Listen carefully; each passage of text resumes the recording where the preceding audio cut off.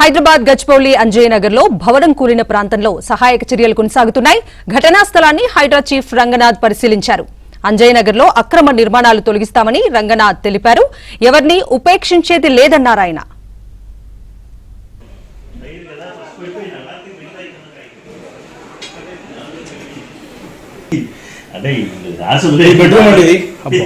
Bedroom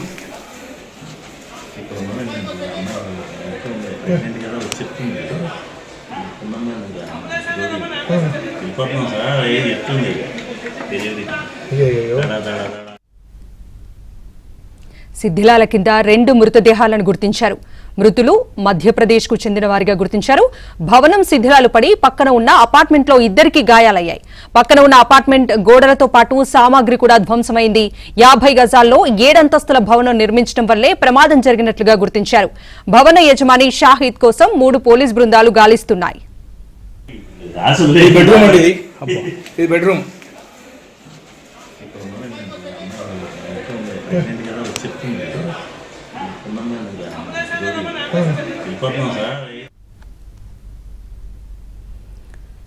పూర్తి details మా ప్రతినిధి మణికంఠ అందిస్తారు.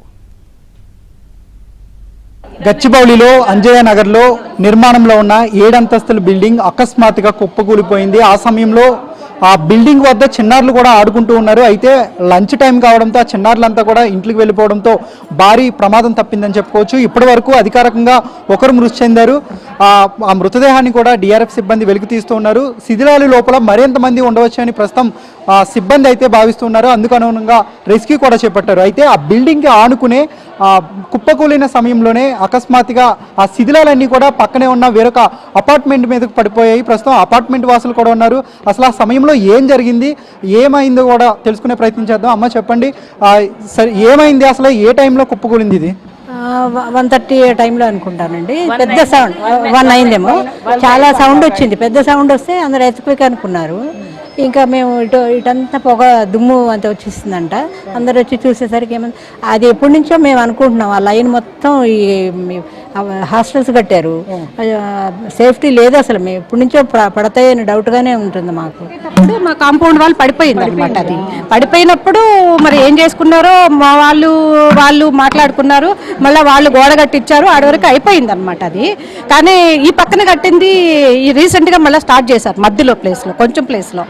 అది ఇంకా సడన్ గా పడిపోయింది. మేము ఏ బ్లాక్ లో ఉంటాము. అంటే మీరు గతంలో ఏమైనా కంప్లైంట్ ఇచ్చారా? బిల్డింగ్ కి కూడా అదే ఇచ్చారంట. మరి ఇచ్చారు, మరి వాళ్ళు మరి ఏం చేసుకుంటున్నారో అండి, డబ్బులు కట్టి మేనేజ్ చేసుకుంటున్నారు అంతే. ఇంకా అది అంటే ఆ సమయంలో ఇప్పుడు మీ అపార్ట్మెంట్ కి సంబంధించిన అది ప్లే గ్రౌండ్ అని కూడా తెలుస్తున్నారు. ఆ సమయంలో పిల్లలు ఉన్నారు. పిల్లలు అప్పటి వరకు ఆడుకొని లంచ్ టైం కదండి, అప్పుడే పైకి వెళ్ళారంట 5 minutes బ్యాక్. అంటే ఎంతమంది ఆడుకుంటూ ఉంటారు సర్వసాధారణంగా? ఎంతమంది కూర్చుంటూ ఉంటారు? చిన్న పిల్లలు ఉంటారు. అదంతా ప్లే ఏరియా. ఏం కోరుకుంటున్నారు అంటే ఈ బిల్డింగ్ కూడా చూసుకోవచ్చు. ఆ బిల్డింగ్ కుప్పకూలిపోయిన శిథిలాలన్నీ కూడా మీ అపార్ట్మెంట్ మీద పడిపోయినాయి కాబట్టి ఏం కోరుకుంటున్నారు? మా ఫ్రెండ్స్ అందరూ ఉన్నారు. మా ఫ్రెండ్ వాళ్ళ హస్బెండ్ కి బాగలేదు, ఇప్పుడు హాస్పిటల్లో అడ్మిట్ చేస్తున్నారు. కానీ అదే అందరూ మా వాళ్ళే కదండి. మా ఫ్లాట్స్ లో ఉన్నప్పుడు అందరూ మా వాళ్ళే. మరి ఇక ఆ లైన్ తీసేయాలండి అంతే. ఇంకా ఆ లైన్ తీసేయాలి. మా వాళ్ళకి మాకు గ్యాప్ ఉండాలన్నమాట. అది ఇక మరి ప్లేస్ లేకుండా కట్టేస్తున్నారు దాన్ని. ఏం చేస్తే ఇలాంటివి జరగకుండా ఉంటాయి అనుకుంటున్నారు? ఏం చేస్తే అంటే ఇంత దగ్గరగా కట్టకూడదు. వాళ్ళు పెర్మిషన్ కూడా తీసుకోలేదని చెప్తున్నారు. అలా పెర్మిషన్ లేకుండా కట్టడం వల్ల ఇక ఇంత ఇబ్బంది అయింది. బిల్డింగ్ దేనికోసం? హాస్టల్ కోసం కడుతూ ఉన్నారు కోసం కడుతున్నారు కాదండి. ఇప్పుడు 40 గజాలు 50 గజాలు చిన్న ప్లేసుల్లో 7 అంతస్తులు 8 అంతస్తులు కడుతున్నారు. అది ఎంత డేంజర్. ఆ వరుస అంతా అలాగే ఉన్నాయి. అవి చాలా డేంజర్ కదా. కుప్పకూలే సమయంలో అది ఒక భూకంపంగా భావించామని, కానీ తీరా బయటకు వచ్చిన తర్వాత బిల్డింగ్ కూలిపోయిన దృశ్యాలతో తాము చాలా భయభ్రాంతులకు గురయ్యామంటూ కూడా ఇక్కడ స్థానికులు అపార్ట్మెంట్ వాసులు అయితే చెబుతూ ఉన్నారు. ప్రస్తుతానికి రెస్క్యూ అయితే జరుగుతూ ఉంది.